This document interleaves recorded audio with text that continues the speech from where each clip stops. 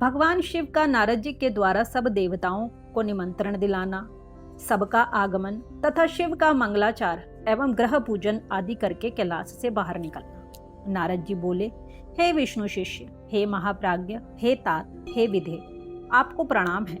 हे कृपानिधे, हम लोगों ने आपसे यह अद्भुत कथा सुनी। अब मैं शिव जी के वैवाहिक चरित्र को सुनना चाहता हूँ, जो परम मंगलदायक तथा सब प्रकार की पाप राशि का विनाश करने वाला है। मंगल पत्रिका प्राप्त करने के बाद महादेव जी ने क्या किया, परमात्मा शिव जी की वह दिव्य कथा सुनाई। ब्रह्मा जी बोले, हे वत्स, हे महाप्राज्ञ, महादेव जी ने मंगल पत्रिका प्राप्त करने के पश्चात जो किया, भगवान शंकर के उस यश को सुनिए। विभु शिव जी प्रसन्नता पूर्वक मंगल पत्रिका ग्रहण कर जोर से हंसे और उन्होंने प्रसन्नचित होकर उन लग्न पत्रिका का लाने वालों का बड़ा स्वागत सम्मान किया। उन्होंने उस लगन पत्रिका को सम्यक पढ़कर विधि विधान से स्वीकार किया तथा उन लोगों को आदर से बहुत सम्मानित कर विदा कर दिया। उन्होंने सप्तऋषियों से कहा कि आप लोगों ने यह परम कल्याणकारी कार्य ठीक से संपन्न किया। अब मैंने विवाह स्वीकार कर लिया है, अतः मेरे विवाह में आप लोग अवश्य आइएगा। शिव जी के इस प्रकार के वचन को सुनकर वे परम प्रसन्न हो गए और उनको प्रणाम कर तथा उनकी प्रदक्षिणा करके अपने परम भाग्य की सराहना करते हुए अपने घर चले गए।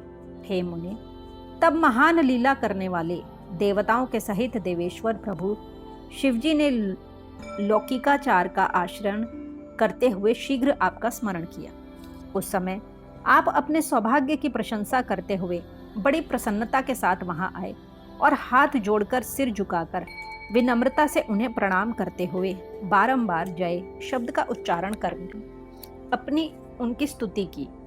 हे मुने, उसके बाद अपने भाग्य की प्रशंसा करते हुए शिव जी से आज्ञा प्रदान करने के लिए आपने निवेदन किया। हे मुनिवर, तब प्रसन्नचित्त होकर लौकिकी गति को देखते हुए दिखाते हुए शुभ वचनों से आपको प्रसन्न करते हुए शिव जी कहने लगे, हे मुनिश्रेष्ठ, मैं जो कहता हूं उसे प्रेम पूर्वक सुनिए। आप मेरे परम प्रिय तथा भक्तराज शिरोमणि हैं, इसलिए आपसे कहता हूं। आपकी आज्ञा से पार्वती ने जिस प्रकार की महान तपस्या की थी, उससे संतुष्ट होकर मैंने उसे पति बनने के लिए वरदान दे दिया है। मैं उसकी भक्ति के वशीभूत होकर अब विवाह करना चाहता हूँ। सप्तऋषियों ने सारा कार्य संपन्न कर दिया है और विवाह का लग्न भी निश्चित कर दिया है। हे नारद, वह विवाह आज के 7वें दिन होगा। मैं लोक रीति का आश्रय लेकर वैवाहिक महोत्सव करूंगा। ब्रह्मा जी बोले, हे तात, इस प्रकार परमात्मा शंकर का वचन सुनकर आप परम प्रसन्न हो उन प्रभु को प्रणाम करके यह वचन कहने लगे। आपका यह व्रत है कि आप भक्तों के अधीन रहते हैं और ऐसा सभी का मत भी है, इसलिए आपने यह उचित ही किया, क्योंकि पार्वती यही चाहती भी थी। हे विभो, अब मेरे योग्य जो कोई कार्य हो आप मुझे बताइए। आपको प्रणाम है, आप मुझे अपना सेवक मानकर कृपा कीजिए। ब्रह्मा जी बोले, हे मुनीश्वर, जब आपने शिवजी से इस प्रकार कहा, तब भक्तवत्सल शिवजी प्रसन्नचित होकर आदर पूर्वक आपसे कहने लगे, हे मुने, आप मेरी ओर से विष्णु आदि देवों, मुनियों, सिद्धों तथा अन्य लोगों को भी चारों ओर निमंत्रण दीजिए। मेरी आज्ञा को मानते हुए उपयुक्त सभी लोग उत्साह तथा शोभा से युक्त हो अपनी स्त्री, पुत्र तथा गणों के सहित इस विवाह में आए। हे मुने, जो इस विवाह उत्सव में सम्मिलित नहीं होंगे उन्हें मैं अपना नहीं मानूंगा, चाहे वे देवता ही क्यों न हो। ब्रह्मा जी बोले, हे मुने, ईश्वर की इस आज्ञा को स्वीकार करके शिव प्रिय आपने शीघ्रता से उनके यहाँ जाकर सबको निमंत्रण दे दिया। हे नारद, इस प्रकार शिवजी के दूत का कार्य शीघ्रता से संपन्न कर शिवजी के पास आकर आप मुनिवर उनकी आज्ञा से वहीं बैठ गए। शिवजी भी उन लोगों के आगमन की प्रतीक्षा करने लगे। उनके गण सभी जगह नृत्य गान पूर्वक उत्सव करने लगे। इसी समय अत्यंत सुंदर वेशभूषा से सुसज्जित होकर भगवान विष्णु अपने परिकरों के साथ कैलाश आए।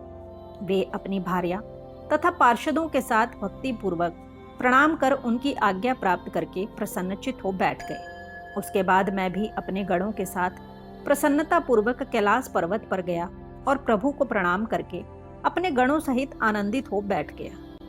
इंद्र, आदि लोकपाल भी अपनी पत्नियों तथा सेवकों के सहित नाना प्रकार के अलंकारों से अलंकृत हो उत्सव मनाते हुए वहां आए। इसी प्रकार निमंत्रित मुनि, नाग, सिद्ध तथा उपदेव एवं अन्य दूसरे लोग भी वहां आए। उस समय महेश्वर ने वहां आए उन सभी देवता आदि का प्रसन्नता से पृथक पृथक सत्कार किया। उस समय कैलाश पर देव स्त्रियों ने यथा योग्य नृत्य आदि करना प्रारंभ कर दिया तथा वहां अद्भुत एवं महान उत्सव होने लगा। हे मुने, इसी समय जो विष्णु आदि देवगण शिव के यहाँ आए हुए थे, वे सब शिव की वर यात्रा की तैयारी कराने के लिए प्रसन्नता से निवास करने लगे। उस समय शिव जी की आज्ञा से आए हुए सभी लोग शिव जी के कार्य को यह मेरा ही कार्य है ऐसा समझकर शिव की सेवा करने लगे। सप्तम्रातकाओं से शिव जी के विवाह का दुल्हा वेश बड़े प्रेम से शिव जी के अनुरूप सजाया। हे मुनि श्रेष्ठ, परमेश्वर प्रभु की इच्छा से ही उनके स्वाभाविक वेश को भूषणों से सजाया गया। सप्तमात्रकाओं ने मुकुट के स्थान पर चंद्रमा को बांध दिया। उनके ललाट में रहने वाला तीसरा नेत्र तिलक रूप से सुशोभित किया गया। हे मुने, नाना रत्नों से दैदीप्यमान 2 सर्प दोनों कानों को अलंकृत करने वाले कुंडल के रूप में शोभित हुए। उनके अंग में निवास करने वाले अन्य सर्प अनेक रत्नों से युक्त आभूषणों के समान सुशोभित हुए। उनके शरीर में लगी हुई विभूति चंदनादि पदार्थों से उत्पन्न उत्तम अंगराग हो गया। उनका परम सुंदर गज चर्म दिव्य दुकुल के समान हो गया। उस समय शिव जी का ऐसा सुंदर रूप हो गया जो अवर्णनीय था। वे साक्षात ईश्वर हैं, अतः उन्होंने सभी ऐश्वर्य धारण कर लिया था।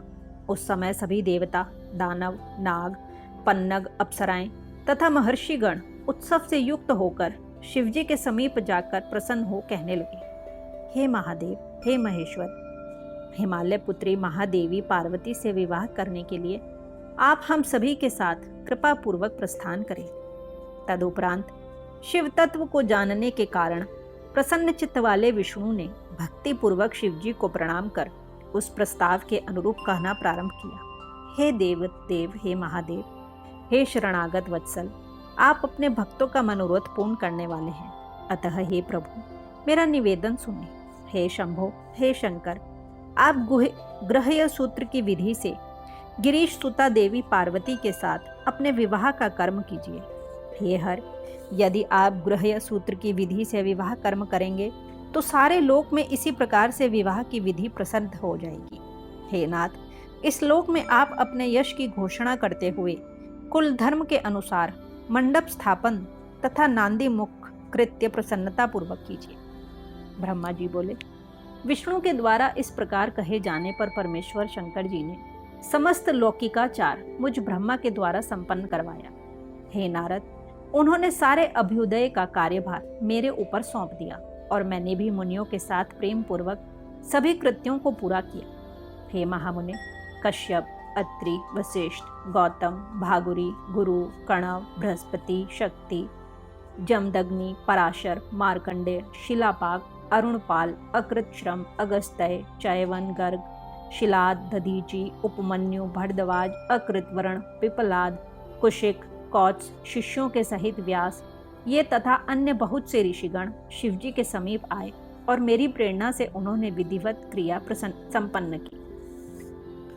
वेद वेदांग के पारगामी उन ऋषियों ने शिवजी का समस्त कौतुक मंगल कर देव रीति के अनुसार उनकी रक्षा का विधान किया। उन संपूर्ण ऋषियों ने कृक, यजुः, साम एवं अन्य नाना प्रकार के रक्षोघन सूत्रों से अनेक प्रकार से मंगल पाठ किए। उन्होंने विघ्न शांति के लिए मुझसे तथा श्री शिवजी से मंडपस्थ देवताओं तथा समस्त ग्रहों का पूजन कराया। इस प्रकार शिवजी ने प्रसन्न होकर समस्त लौकिक कुलाचार तथा वैदिक विधि का संपादन कर प्रसन्नता पूर्वक ब्राह्मणों को प्रणाम किया। उसके बाद देवताओं और ब्राह्मणों को आगे कर सर्वेश्वर शिवजी अपने पर्वतोत्तम कैलाश से प्रसन्नता पूर्वक चले। लीला करने में प्रवीण वे शिवजी उन देवताओं तथा ब्राह्मणों के साथ कैलाश के महीभार्ग में आकर प्रेम से स्थित हो गए। देवताओं ने उस समय महेश की प्रसन्नता के लिए अनेक प्रकार के गाने बजाने तथा नृत्य संबंधी अनेक प्रकार के उत्सव किए। इस प्रकार श्री शिव महापुराण के अंतर्गत द्वितीय रुद्र संहिता के तृतीय पार्वती खंड में देव निमंत्रण, देवागमन, शिव यात्रा वर्णन नामक 39वां अध्याय पूर्ण हुआ।